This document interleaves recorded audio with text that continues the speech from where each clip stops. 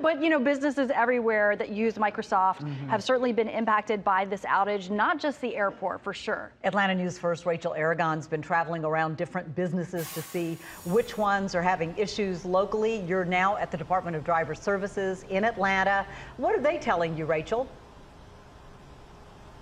Now, several people right now being turned away right now at the very front office because right now DDS services are not available due to this global outage.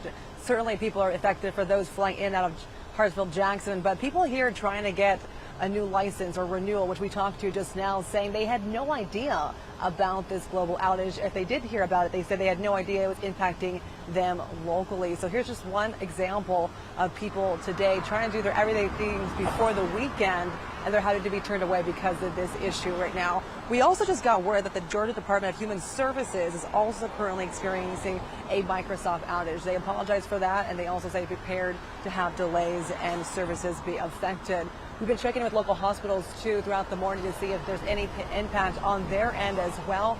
We're still waiting to hear back. There are some things open, though. We did check with supermarkets, as you guys know, earlier this morning. Those seem to be running and up and smooth.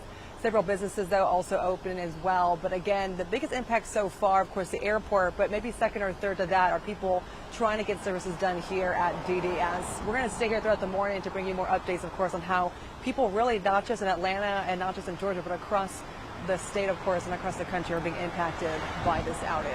Reporting live in Atlanta, Rachel Aragon, Atlanta News First. And, the Georgia Department of Revenue says our Georgia Tax Center and the driver's applications are down this morning due to the outage. Of course, they're encouraging you to check back later. It's an evolving situation. Grady Hospital says it did experience some minor interruptions overnight because of the Microsoft outage, but there's no significant impact right now.